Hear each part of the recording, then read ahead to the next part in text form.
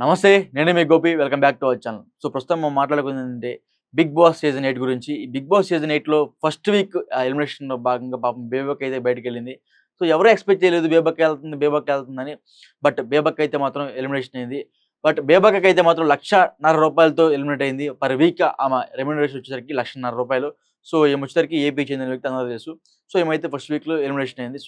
మరలా nomination start అయ్యి నామినేషన్‌లో మొత్తం 8 మంది అయితే నామినేషన్‌లో ఉన్నారు. నిఖిల్, అభయ్ నవీన్, అదేవిధంగా ఓం ఆదిత్య, నబీల్ అహ్మద్, కిరాక్ సీత, విష్ణుప్రియ, ఇంకొకరు సోనియా, వీళ్ళందరైతే నామినేషన్‌లో ఉండడం జరిగింది. మొత్తం 8 మంది నామినేషన్‌లో భాగంగా ప్రతి ఒక్కటి సిల్లీ రీజన్ నాకనిపిస్తుంది. మీరు చూసుకోవచ్చు. నాకు తెలిసి ఈసారి వచ్చేసరికి నాగమణికంట మాత్రం డెఫినిట్‌గా టాప్ 5లో అయితే ఉంటాడు. ఎందుకనిపిస్తుందంటే నాకు జస్ట్ ఈ 2 వారాలు చూస్తున్నాం కాబట్టి, ఈ 2 వారాల్లో డెఫినిట్‌గా నాగమణికంట మాత్రం టాప్ 5లో అయితే ఉండబోతున్నారు. ఎందుకంటే నేను ఒక చిన్న అబ్జర్వ్ చేసేసా అతని దగ్గరికేందంటే మొత్తం ఎమోషనల్ డ్రామా, సెంటిమెంటల్ ప్లే అయితే ఆడుతున్నాడు. డెఫినిట్‌గా వర్కౌట్ అయ్యేందంటే ఎమోషనల్ డ్రామా డెఫినిట్‌గా వర్కౌట్ అయ్యిద్ది. సెంటిమెంటల్ వర్కౌట్ అయ్యిద్ది. అదేవిధంగా కొంచెం గేమ్ ఆడి, కొంచెం అతని స్టైల్‌లో అతను ఏదైతే కామెడీ గనక పండిస్తే ఏదైతే 'బిగ్ బాస్' హౌస్‌లో డెఫినిట్‌గా ఇతను మాత్రం టాప్ 5లో మాత్రం ఉంటాడు.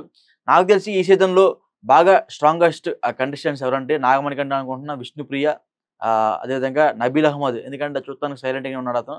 బట్ నబీల్ అహ్మద్ కూడా డెఫినిట్‌గా టాప్ 5లో ఉంటాడని నేను అనుకుంటున్నా. అదేవిధంగా విష్ణుప్రియ చెప్పా కదా!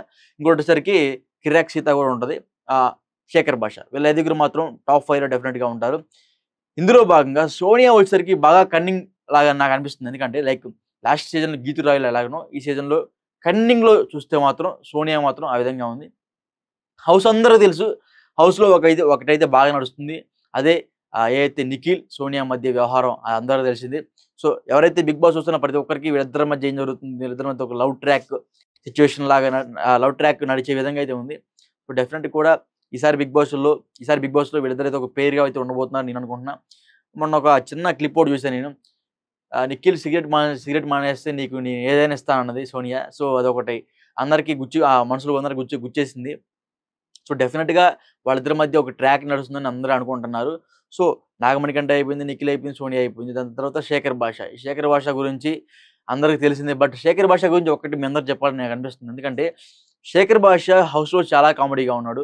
ప్రతి ఒక్క సిట్యుయేషన్ కూడా ఆయన కామెడీ రోల్‌లో ఎలా ట్రై చేద్దాం, కామెడీ ఎలా చేద్దాం, ఎంటర్‌టైన్‌మెంట్ ఎలా చేద్దాం జనాలకి అని ఒక చిన్న స్కోప్‌తో అయితే చూస్తున్నాడు. బట్ అతని పర్సనల్ లైఫ్ గురించి ఎవరికీ తెలీదు. నేను చెప్తున్నా. వాళ్ళ భార్య 9 మంత్స్ ప్రెగ్నెన్సీతో ఉంది బయట. నాకు తెలిసి ఈ వీక్‌లోనే వాళ్ళ భార్య డెలివరీ అయితే ఉంది. అంత పెయిన్ పెట్టుకొని గూడా అంటే ఒక భార్య హాస్పిటల్‌లో ఉండే డెలివరీ ఉంటే డెఫినిట్‌గా మనం పంచుకుంటాం పక్కన వాళ్ళతో. ఎలా లైక్ ఆ ఓట్ల కోసం గూడా సెంటిమెంట్ రూపంలో మనం మార్చుకోవచ్చు. ఎలాగంటే శేఖర్ భాషకి పాపం పిల్ల పుట్టబోతుంది. లేకపోతే లేతే కన్సీవ్ అయింది వాళ్ళ ఆవిడ. లేకపోతే ప్రెగ్నెన్సీతో ఉంది. ఇలా హౌస్‌లో మొత్తం అందరితో చర్చించుకోవచ్చు. అలా ప్లే చేస్తే సెంటిమెంటల్ భాగంగా ఓట్లు డెఫినిట్‌గా పడతాయి శేఖర్ భాషకి. పాపం వాళ్ళ వైఫ్ ఎవరైతే ఉన్నారో ఆమె అయితే ఈ వీక్‌లో ప్రెగ్నెన్సీ డెలివరీ ఉంది. సో, అయినా సరే అంత బాధను మనసులో పెట్టుకొని ప్రతి ఒక్క చిన్నదాన్ని తీసుకొని కామెడీ ఎలా జనాలకి ఎంటర్‌టైన్ చేద్దాం అనే విధంగానే శేఖర్ భాష ఉండడం మాత్రం నాకైతే గ్రేట్ అని అనిపిస్తుంది. ఎందుకంటే డెఫినిట్‌గా ఒక హస్బెండు ప్రెగ్నెన్సీ టైమ్‌లో వైఫ్ పక్కన ఉంటే చాలా భరోసాగా ఉంటది. అదేవిధంగా కొంచెం అండగా కూడా ఉంటది. అయన్నీ ఉన్నా సరే అయన్నీ పక్కన పెట్టి లేదు నా వైఫ్‌కి 'బిగ్ బాస్' అంటే ఇష్టం. నేను 'బిగ్ బాస్'కి వెళ్తా. ఎటువంటి సిట్యుయేషన్ వచ్చినా సరే అని శేఖర్ భాష అయితే 'బిగ్ బాస్'కి వెళ్లి జనాలనైతే ఎంటర్‌టైన్ చేస్తున్నాడు.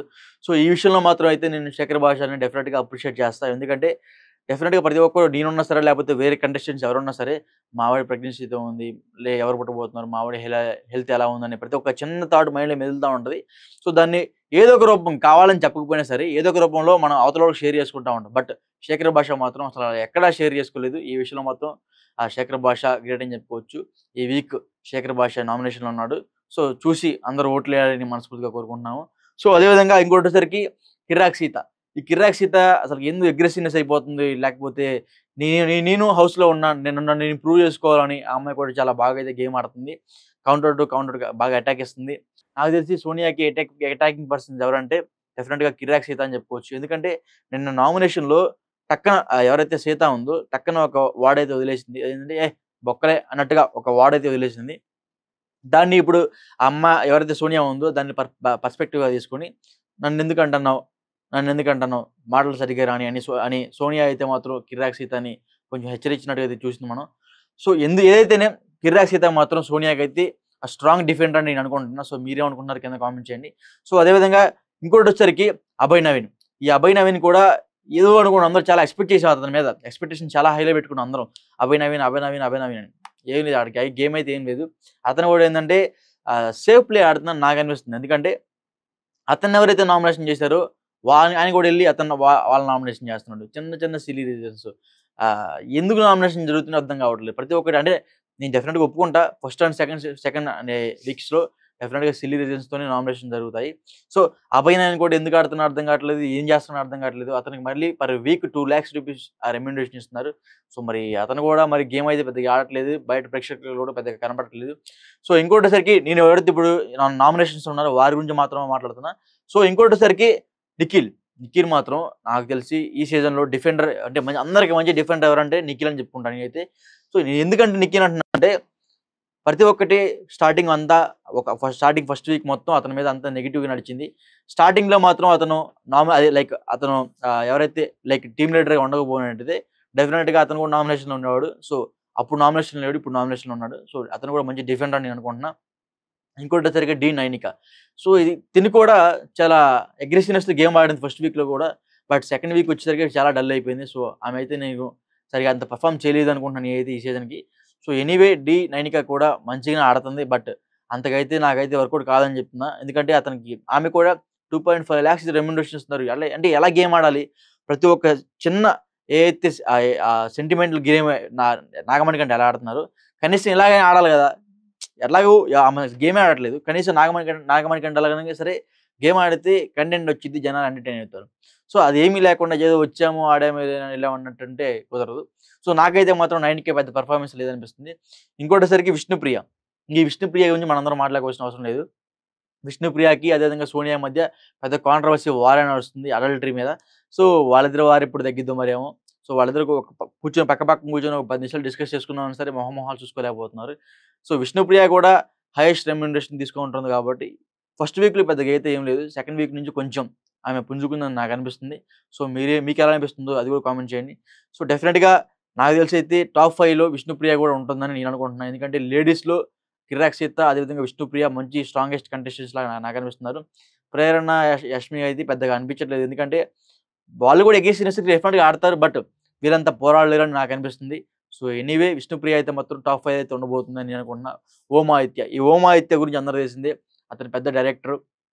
అంటే లైక్ ఎట్లా అంటే యూపీలో అతను ఉన్నాడు. సో అతను మంచి డైరెక్టర్, 4-5 సినిమాలు కూడా తీశాడు. అతను కూడా కొన్ని సినిమాల్లో యాక్టింగ్ చేశాడు.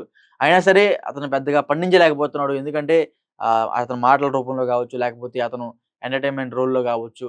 సో ఫస్ట్ వీక్ అయితే మాత్రం అతనిది అయితే ఏమీ లేదు. సో సెకండ్ వీక్ వచ్చేసరికి కొంచెం ఆడుతున్నాడు. నాగార్జున గారు ఎప్పుడైతే అతనికి వార్న్ చేశారో అప్పటి నుంచి అయితే మాత్రం కొంచెం ఆడుతున్నాడు, గేమ్ అయితే ఆడుతున్నాడులే కానీ బట్ ఇంకా పర్స్పెక్టివ్ రాలేదు. బట్ అతనికైతే హైయెస్ట్ రెమ్యూనరేషన్ 5 lakhs అంటే నాకైతే పిచ్చెక్కేసింది. సో ఎనీవే ఎవరి రెమ్యూనరేషన్ వాళ్ళకైతే డెఫినెట్‌గా ఉంటాయి. ఎందుకంటే వాళ్ళ పనులు మొత్తం ఆపేసుకొని బిగ్ బాస్‌కి అయితే రావడం జరిగింది. సో డెఫినెట్‌గా వాళ్ళకి బయట 2 లక్షల రూపాయలు వస్తుంటే బిగ్ బాస్‌లో డబుల్ ఉంటది కాబట్టి. సో ఎనీవే హోమా అయితే కూడా మంచిగా ఆడుతారని మేము అనుకుంటున్నాం, ఆశిస్తున్నాం. సో ఇంకోటిసరికి మనందరికి ఫేవరెట్ కంటెస్టెంట్ ఎవరంటే అందరికి తెలిసిందే. కిరాక్ సీత తర్వాత, నైనిక తర్వాత, హోమా అయితే తర్వాత విష్ణుప్రియ, అదేవిధంగా అభయ్ నవీన్ గురించి మాట్లాడుకుందాం. అందరికి ఫేవరెట్ కంటెస్టెంట్ నామినేషన్‌లో లేరు ప్రస్తుతానికి వాళ్ళు. సో వాళ్ళైతే నేను రేపు పొద్దున్న ఎపిసోడ్‌లో అయితే చెప్తా. సో ప్రస్తుతానికైతే వీళ్ళందరూ నామినేషన్‌లో ఉన్నారు. వీళ్ళందరి చరిత్ర అయితే మాత్రం మనం మాట్లాడుకుందాం. అదేవిధంగా ఎవరైతే నామినేషన్‌లో ఉన్నారో వాళ్ళందరికీ ఆచితూచి ఓటేయడం చేయండి. ఎందుకంటే ఒక్కసారి హౌస్ నుంచి బయటికెళ్తే మరలా వాళ్ళు ఆ హోప్ అనేది కోల్పోతారు. వాళ్ళకి ఇంక ఎటువంటి ఛాన్స్ ఉండదు. లైక్ బేబక్ లాగే. పాపం బేబక్క ఫస్ట్ వీక్‌లో రాగానే నాకే బాధేసింది పాపం. అసలకి ఆట అర్థం చేసుకునే లోపే ఆమెను బయటికి పంపించేశారు. సో ఎనీవే ఈసారి ఈ వీక్‌లో నామినేషన్‌లో ఉంది మొత్తం 8 మంది నామినేషన్‌లో ఉన్నారు. ఈ 8 మందిలో ఖచ్చితంగా ఇద్దరినైతే తీసేస్తారు. ఈ సీజన్‌లో ఈ సెకండ్ వీక్‌లోనే నాకు తెలిసి వైల్డ్ కార్డ్ ఎంట్రీ ఉండబోతుందని నేను అనుకుంటున్నా. 8 మందిలో ఇద్దరినైతే తీసేస్తారు. 6గురైతే సేవ్ అవుతారు. 6గురిలో 8 మందిలో ఒక ఇద్దరినైతే మాత్రం డెఫినెట్‌గా తీసేస్తారు. డబుల్ ఎలిమినేషన్ ఉంటది ఈ వారంలో.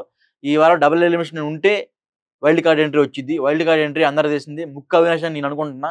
లేకపోతే ఆదం రాజు. వీళ్ళిద్దరిలో మాత్రం వైల్డ్ కార్డ్ ఎంట్రీ రావచ్చని నేను అనుకుంటున్నా. ఈ వీక్‌లో డబుల్ ఎలిమినేషన్ జరిగితే ఒకరైతే మాత్రం మళ్ళీ హౌస్‌లోకి అయితే ఎంట్రన్స్ ఇస్తారు డెఫినెట్‌గా. సో మరి ఈ వీక్‌లో